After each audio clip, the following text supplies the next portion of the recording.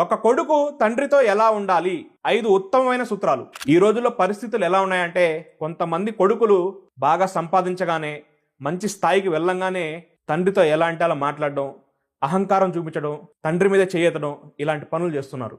అందుకే ఈ వీడియోలో ఒక కొడుకు తన తండ్రితో ఎలా ఉండాలి, ఎలా మాట్లాడాలి, ఎలా నడుచుకోవాలని 5 సూత్రాలు తెలియజేస్తాను.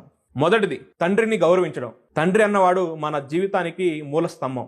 మనం ఎంత ఎత్తుకు ఎదిగినా, ఎంత పెద్ద స్థాయికి వెళ్ళినా ఎల్లప్పుడూ తండ్రిని గౌరవించాలి.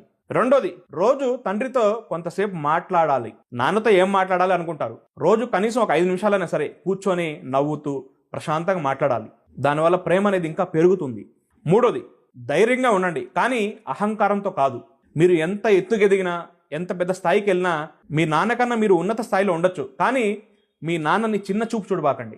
నాలుగోది, వినడం మొదలు పెట్టండి. మనకు ఎన్ని తెలిసినా తండ్రి చెప్పే ఒక మాట మన జీవితాన్ని మార్చగలదు. ఎందుకంటే నాన్న ఎన్నో అనుభవాలు కలిగి ఉంటాడు. ఐదోది, తండ్రికి ప్రేమను చెప్పండి.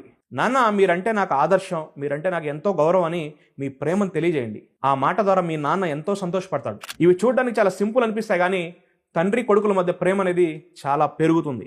ఇంకేదైనా పాయింట్ మిస్ అయ్యింటే తప్పకుండా కామెంట్ చేయండి. ఈ వీడియోని తప్పకుండా ప్రతి ఒక్క కొడుక్కి షేర్ చేయండి.